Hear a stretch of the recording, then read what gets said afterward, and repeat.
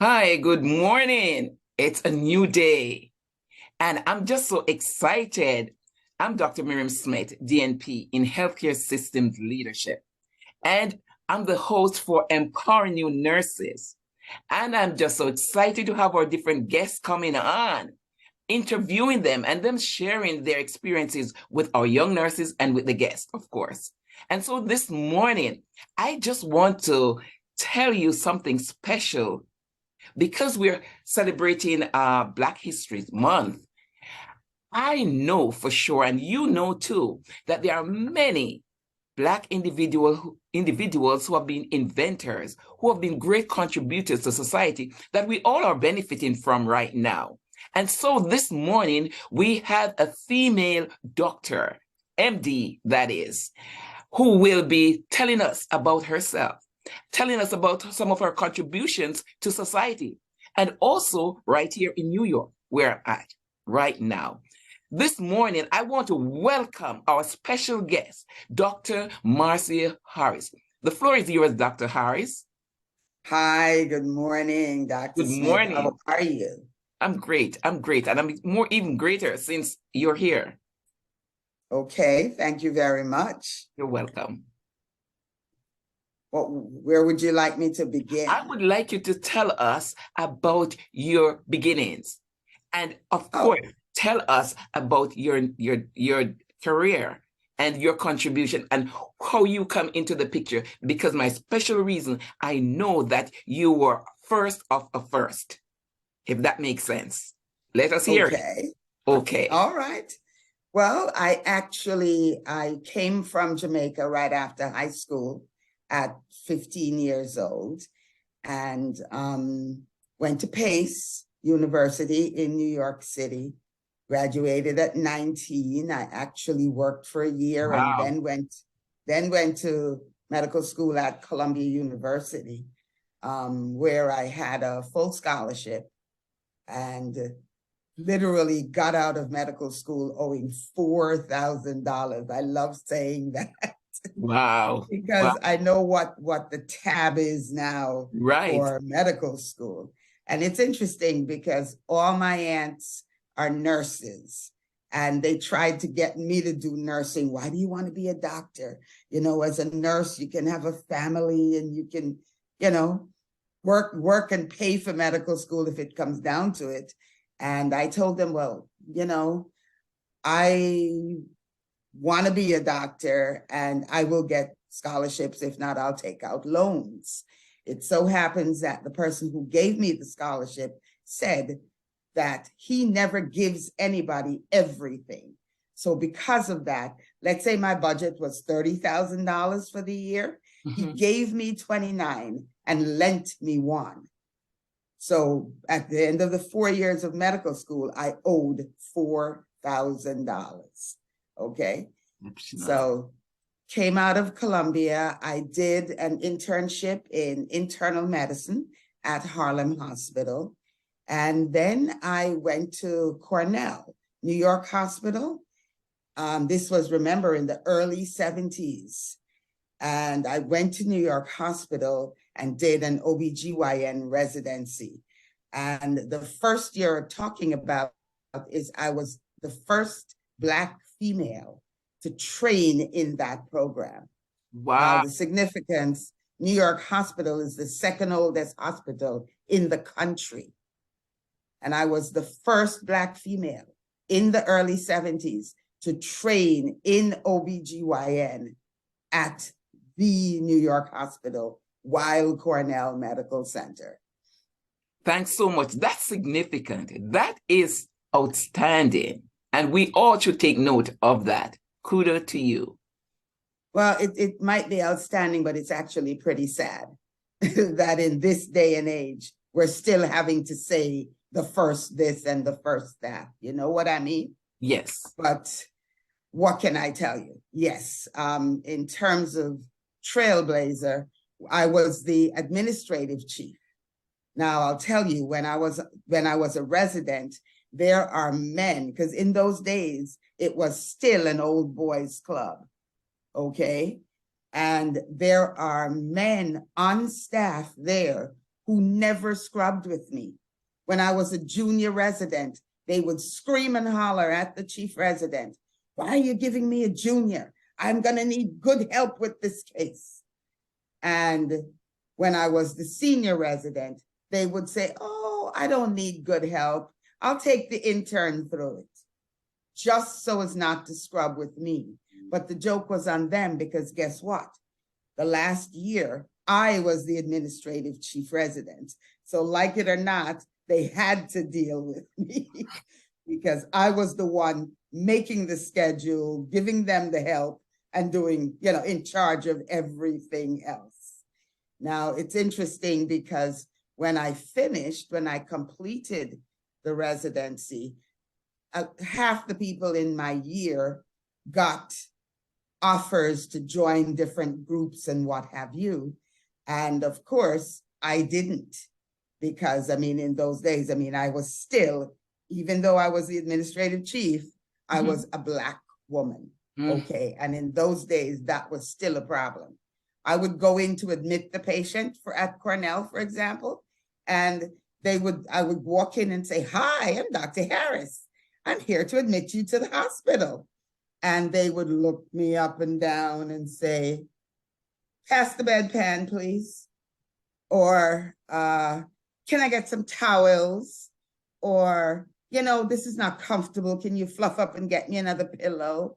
And they would find stuff to give me to do. And when they were finished and when I had done everything they wanted me to do, I would again say, "I'm Dr. Harris. I'm here to admit you to the hospital." And they'd go, "You're the doctor?" I'd say, "Yes, I'm the doctor."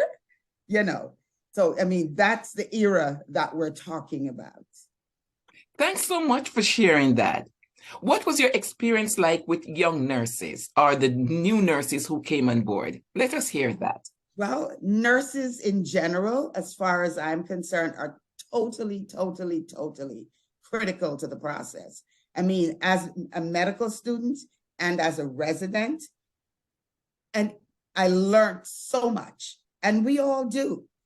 Some doctors are not appreciative, but I can tell you this one was and is, because you all are the front line, and what you see, we don't see. So if you don't help us out or keep us up to date, we won't know, and we'll be at a disadvantage. It's unfortunate sometimes the way some doctors treat nurses, actually, because you all are literally the backbone of the medical community and the medical society. Thank you so much. Thank you so much for recognizing us, Dr. Harris, because not many. No, but it's true. Not many doctors realize the importance of the nurse. Some of them might just think the nurse is just to do that, to give some medication or to do some bedpans or so. But that we play an integral part. We're there with the patient more than you are. So if we don't give you the update and the changes or the process or the progress of the patient, there are times that will be overlooked. And remember also that the patients are the ones who usually, the nurses there, the patients would confide so much in the nurse who is at the bedside so often, who interact with them on a different level. And so often we get information from the patients that would help in the plan of care, rather than if the nurse wasn't there to converse at that time, would never have gotten some of the information that is absolutely valuable to their plan of care. So thank you so much for that recognition. Thank you. So for over the years, you have worked in different capacities. Where are you now? And what position are you now at this time? We go from A to B to C, and we all are progressing. We're the baby boomers now. Let's admit. And then back to we want to hand the baton to the younger folks. The millennials and all of that. Tell us what you would say to them, and where are you at this position, please? Well, I practiced OBGYN for 37 years. Wow. At Cornell. I basically retired.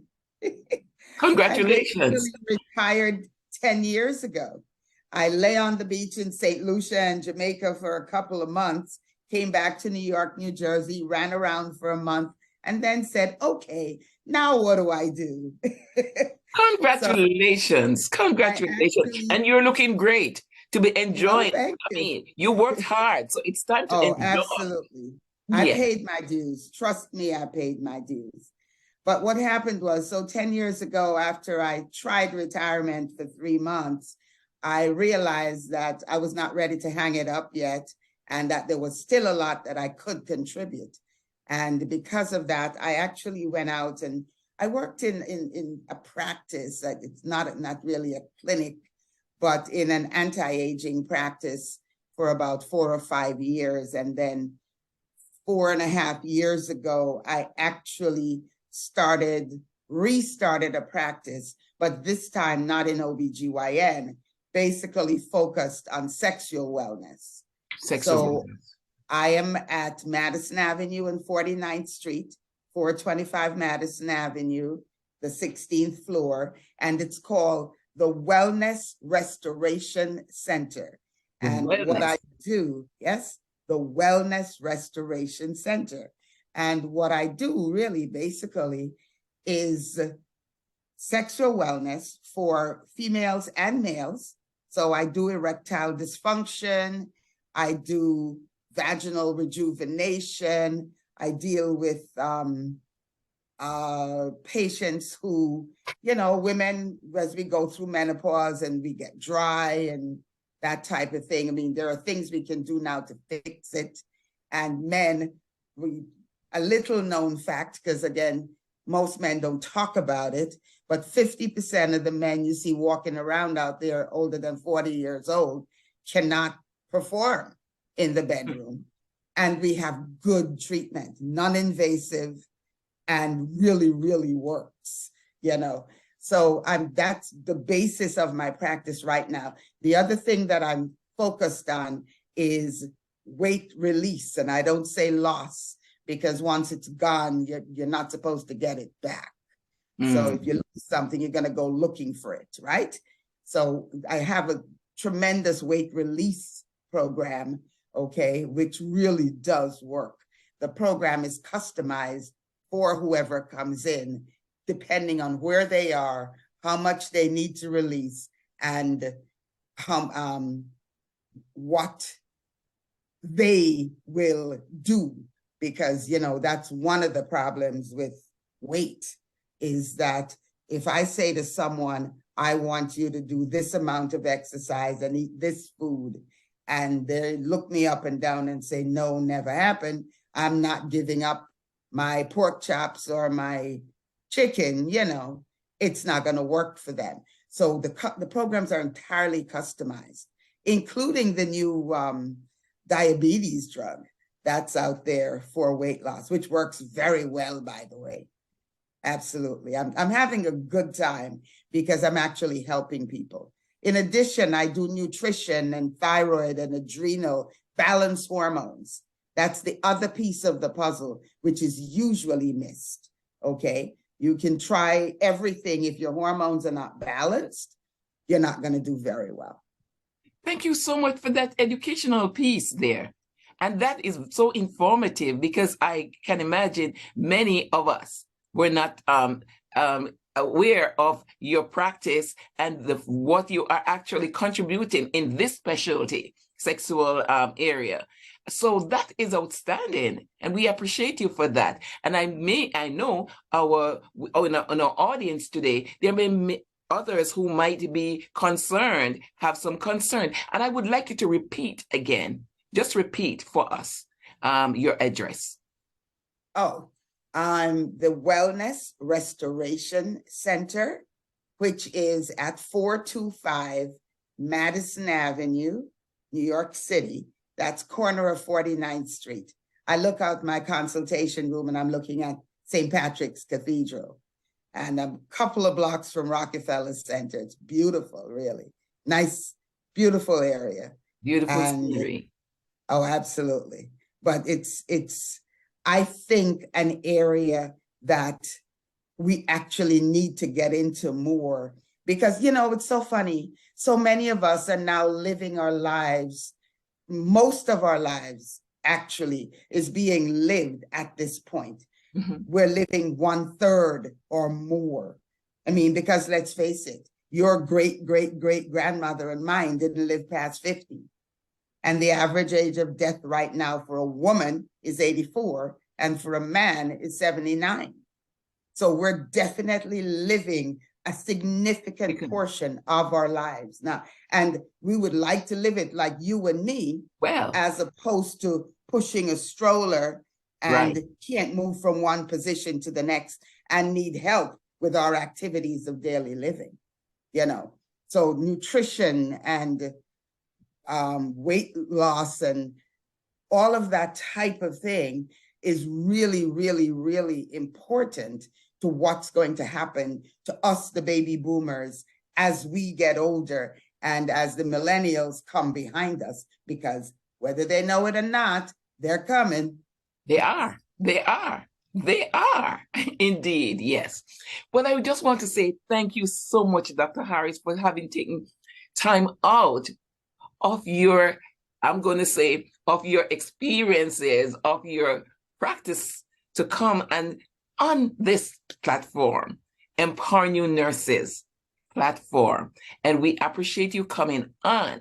And we indeed will let the world know, because you are special. You are a special woman who have contributed in surgery, GYN, and of course, you have taken wellness to another level. Some of us are hearing some of your experience for the first time, and definitely we know where to contact you now. Now, for the Empowering You Nurses show, it's on, you can contact me. Those who are listening and who have just listened to Dr. Harris, you can contact us on, you can contact me on YouTube at Miriam Amanda Smith, on Spotify, on Apple, and also Instagram podcast Mir.